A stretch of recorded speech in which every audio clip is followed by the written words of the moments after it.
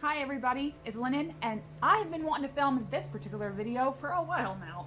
A couple other people have done one of these videos, and if I can find them, I'll link them below. But spiritual bling, yes.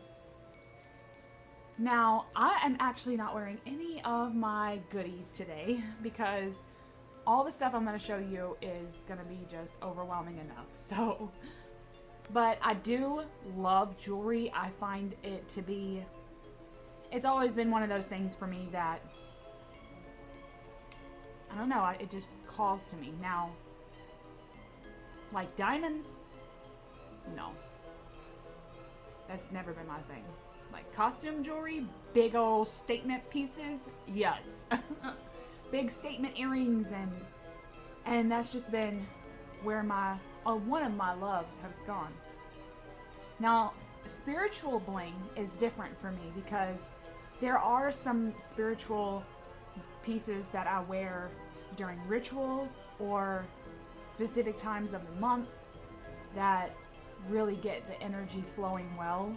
Stuff for creativity, stuff for ancestor work, and I'll go over all of that with you guys. Let's see, what should we start with first? I have two non-jewelry items that I use. They're kind of like tools, but I don't really work with them that way, but I'll show them to you anyway. This is a silver dollar. Like, that's all this is. And it's so old that it has that, when you fling it, it goes like ding, you know.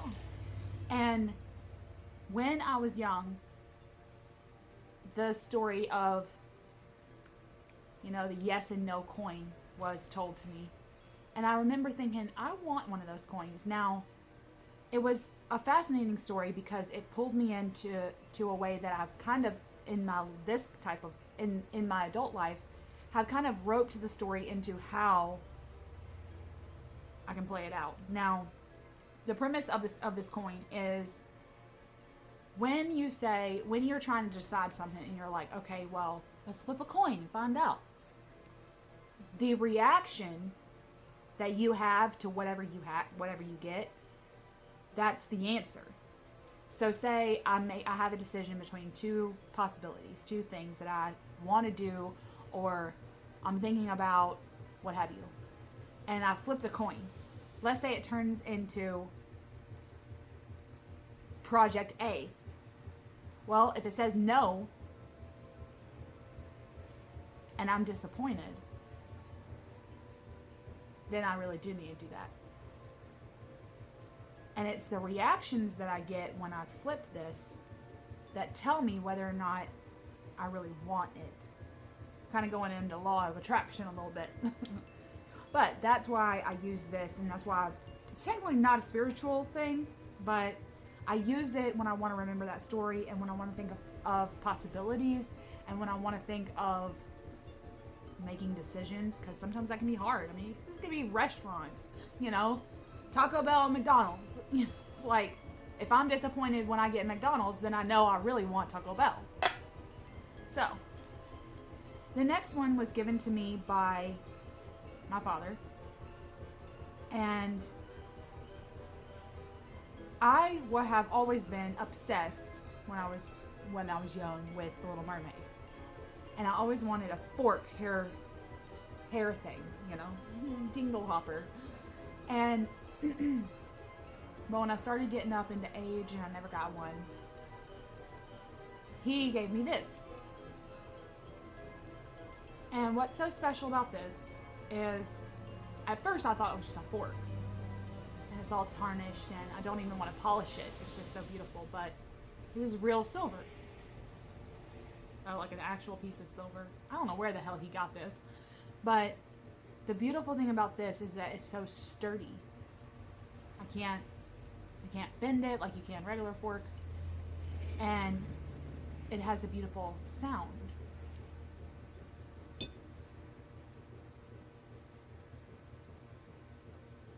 and he used this when I was young to teach me about pitch and stuff, but it was so beautiful that I've often used it for several things in my spiritual practice. Now, I've used it as a tool, like an altar ornament. I've used it as sound, vibrationally. I'll use it to make that sound, and then just that kind of, it's kind of like bells for me. It makes me see the vibrations in a way that I can see them radiating off the fork, and then I can put my own energy on top of that, and then I can just feel it. So that's how I use that. So those are the two non-jewelry items. The rest of this stuff's gonna just be jewelry, bling. So let's get started. I got them set over here on my table. This is a beautiful piece of jewelry. I think this gold chain has pearls on it. I'm not a gold person. Never have been. I've always been a silver person.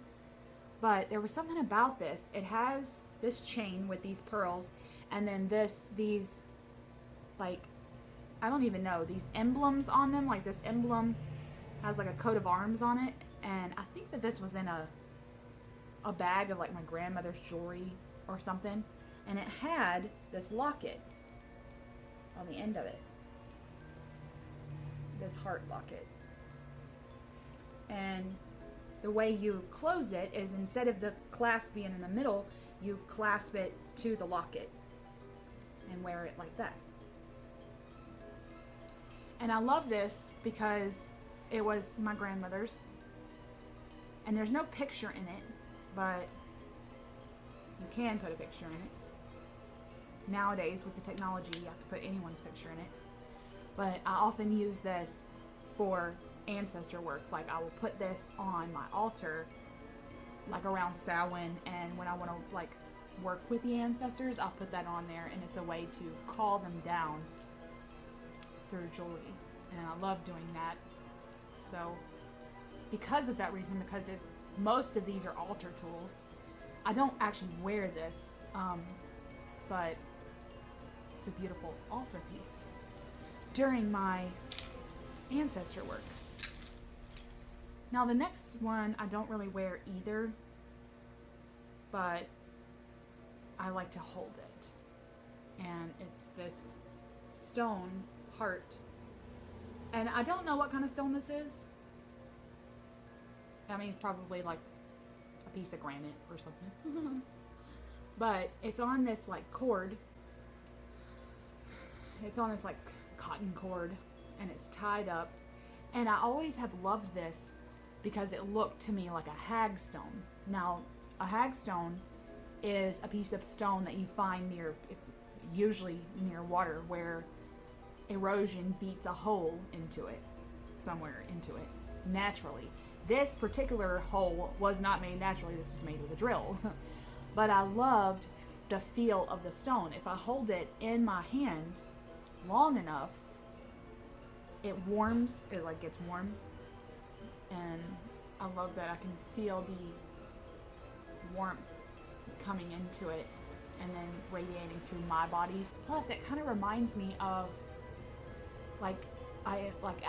and sends me on imaginative journeys. So it does help with like going into trance a little bit, because when I specifically go to places like temples, which I do a lot, when I travel to temples made of stone, usually they're like Greek temples or something like that. This helps to hold this, and then that helps also to envision the stone and what that looks like, and you know, that's why this is in spiritual jewelry.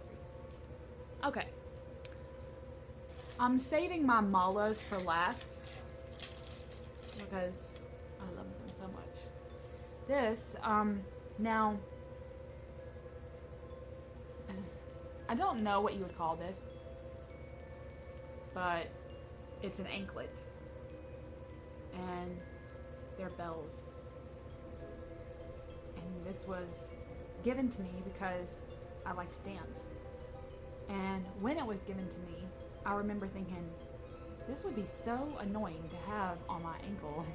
And I remember that thought going through my head, and I thought, golly, I would hate that bouncing around on my ankle while I dance. But when I wear this, I think of, it does send me on, again, all these are like journey work tools, but it sends me on a Romani journey, and my wild woman. This directly links me to her.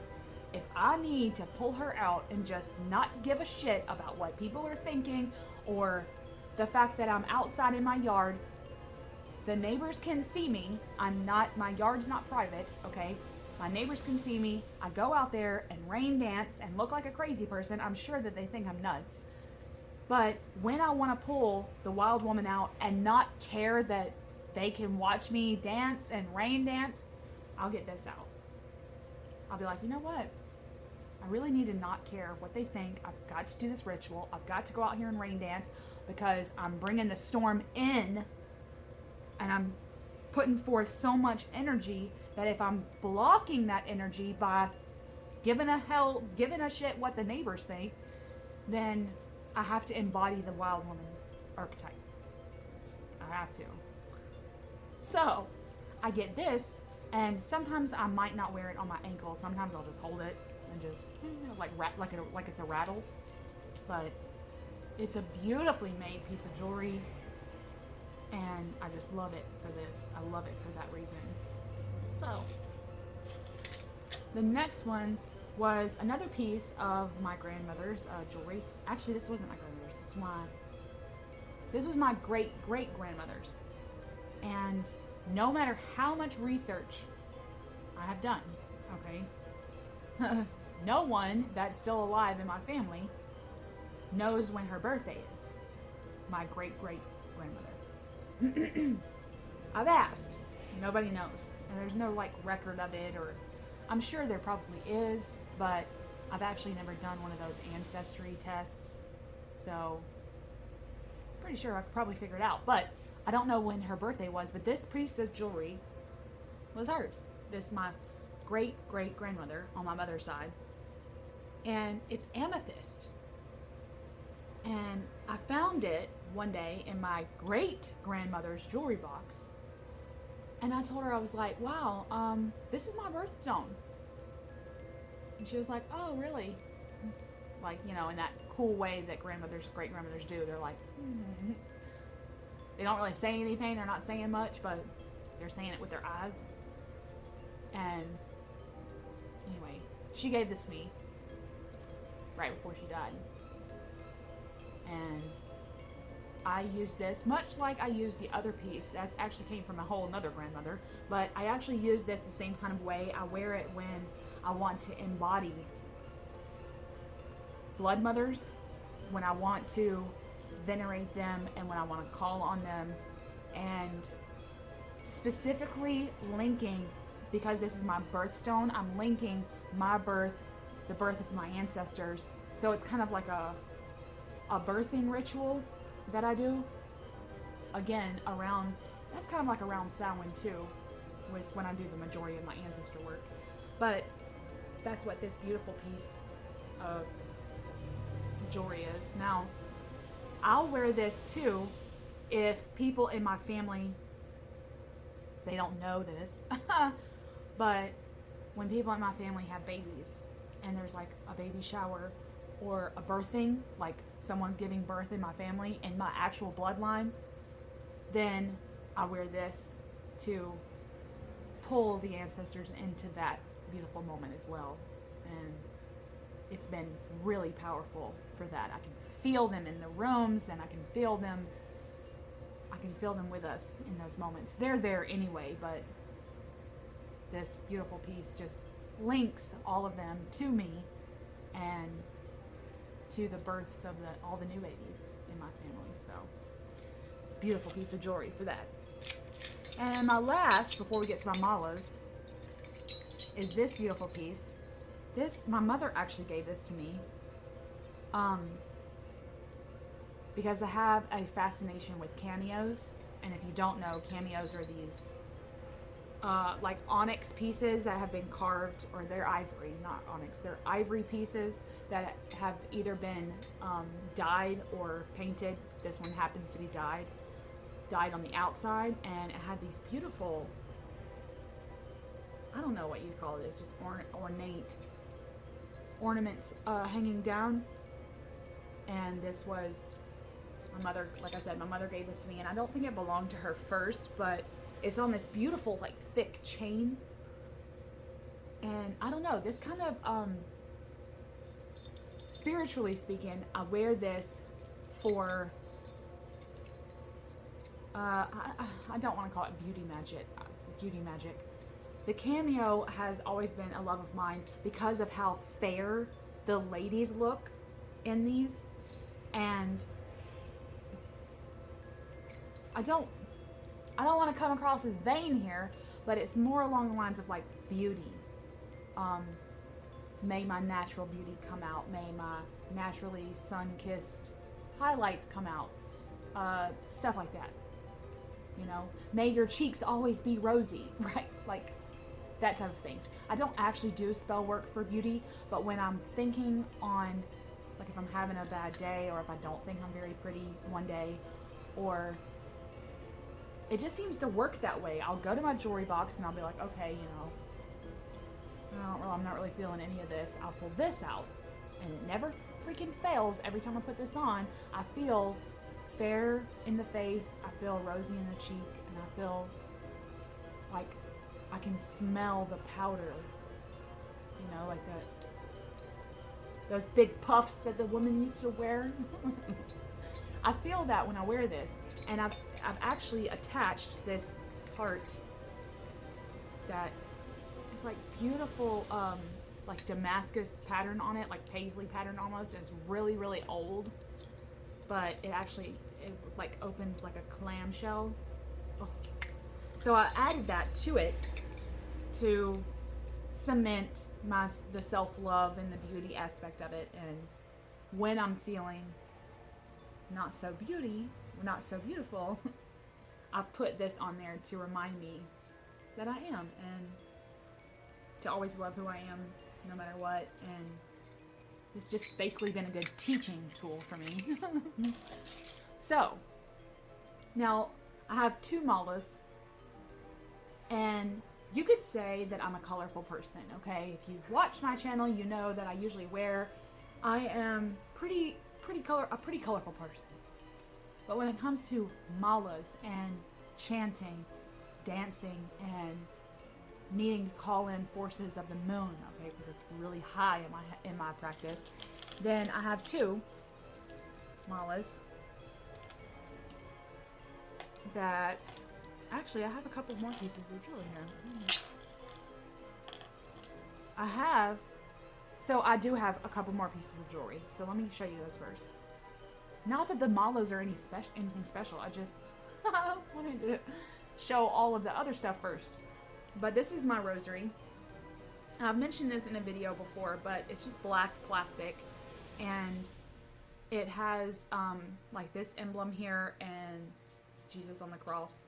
And I remember buying this at a monastery when I was really young. I wasn't that young. I had visited a monastery with my best friend at the time, and we bought each other one. And I think I bought her a red one because I know her so well. And she bought me a black one because she knew me so well. And we used to wear them all the time. And we were not Catholic. Like, I think my mother had a really hard time with the fact that I wanted to wear this, but I would just wear it under my shirt. But we used to wear it all the time, and it felt so magical at the time because we didn't know we were going to wear them, but we ended up wearing them on the same days most of the time, and that was a pretty witchy thing. Like, the universe knew. And so I still use this. I kind of use this like a mala. I'll chant with it, and I'll count the beads, and I'll also use this as a calm down thing. Like when I'm angry, this just kind of sits on my nightstand or just somewhere out in the open all the time. It doesn't stay stuffed in the jewelry box, but it's usually out on like a dresser somewhere, and I'll grab this and I'll just use it to just come back to self and come back to the ground. And I don't know why, it's just always been that kind of a tool for me. So lovely. Okay, now the last piece before we get to my malas is a piece of jewelry that my father bought me. We were at a festival. We have a lot of those here where I live. When it gets hot, it's festival season, like arts and craftsy type of a thing.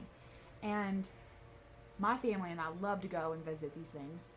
And so I remember sitting at this, like not sitting, I was, we were walking around and this couple was doing wire work. And that's never been my thing, like wired, I mean, it's beautiful, it's just I've never really resonated with anything.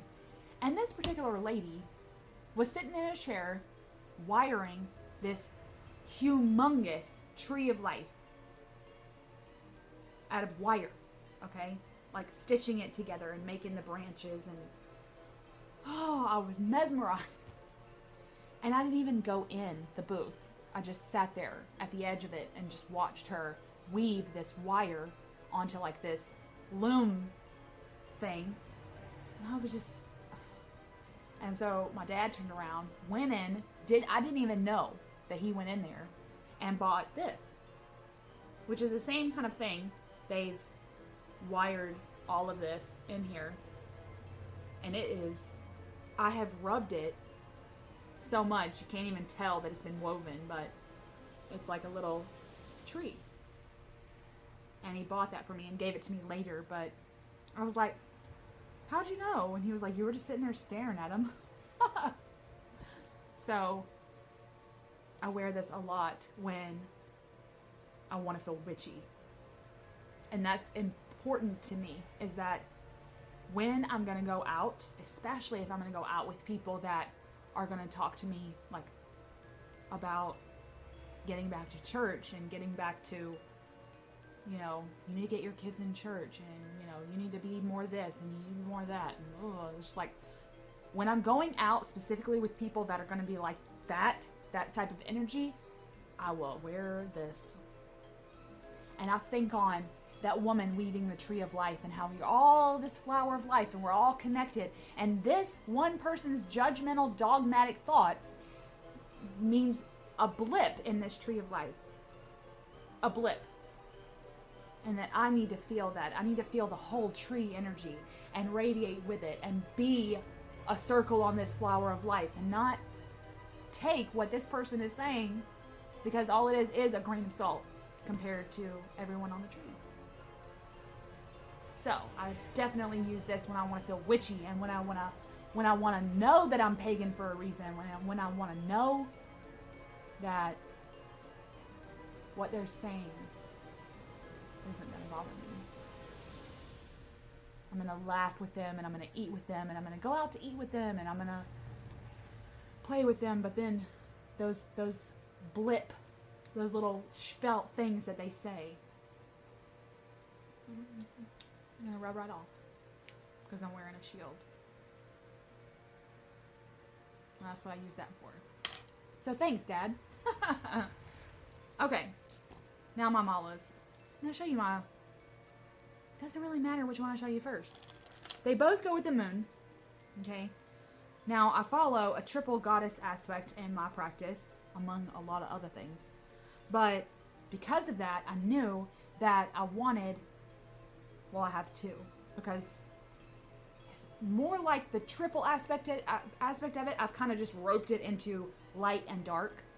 And how those energies all pretty much rope down to lightness and dark. And so I have my full moon one, which is like this gray tassel, and these it's not even really half, but these beads are labradorite, and in the light they shimmer like, like when you're at a pool, not really the ocean, but like a pool, and it's that beautiful blue color, and the sun is at an angle so so much that the water seems to do this kind of a shimmer thing.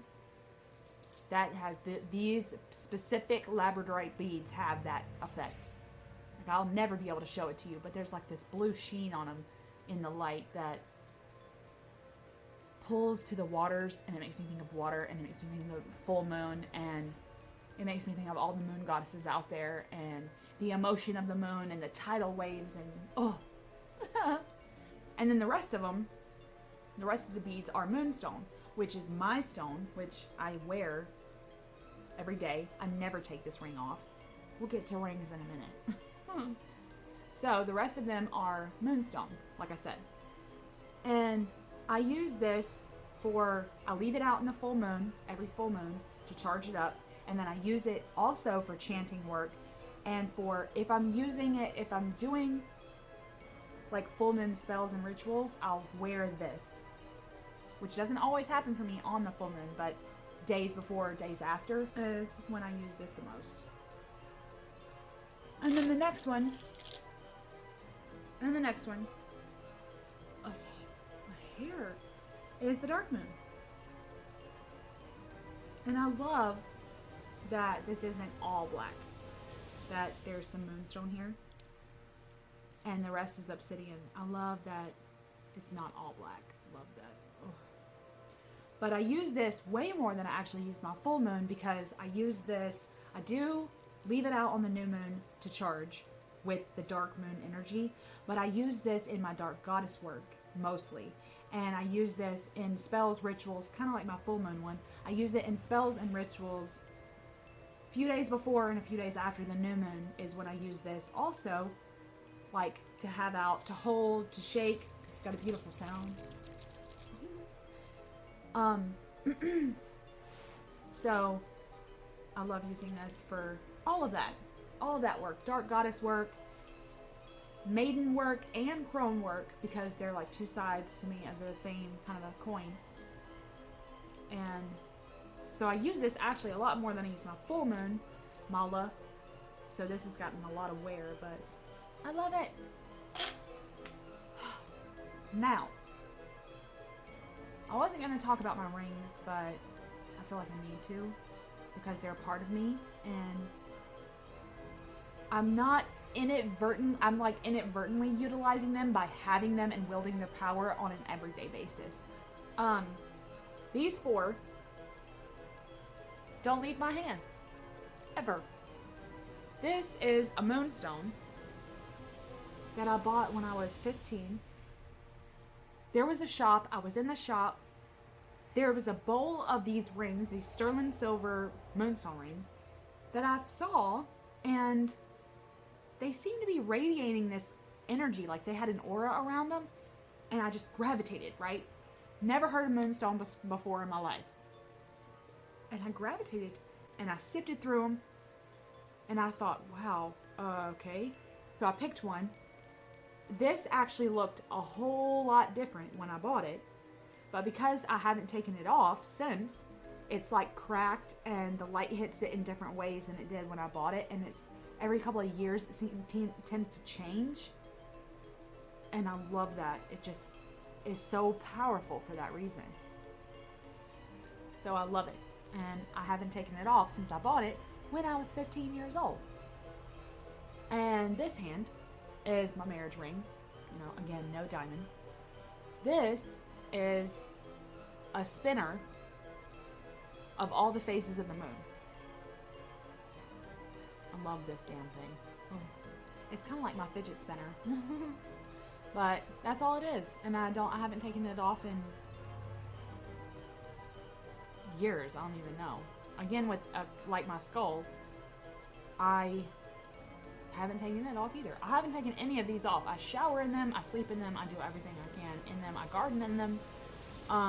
They're all sterling silver, so whatever I do, they don't get beat up. And then last is my skull ring, which if you've seen my tarot videos where the camera's turned around, you can get a pretty good idea of what all these look like. But the skull ring is my memento mori, which teaches me about death, and it teaches me that I am going to die, and it helps me to understand the power of living now, living in the moment, not living to work, not living for anyone else, that when I die, I'm going to die by myself. I'm going to die me. I'm going to die,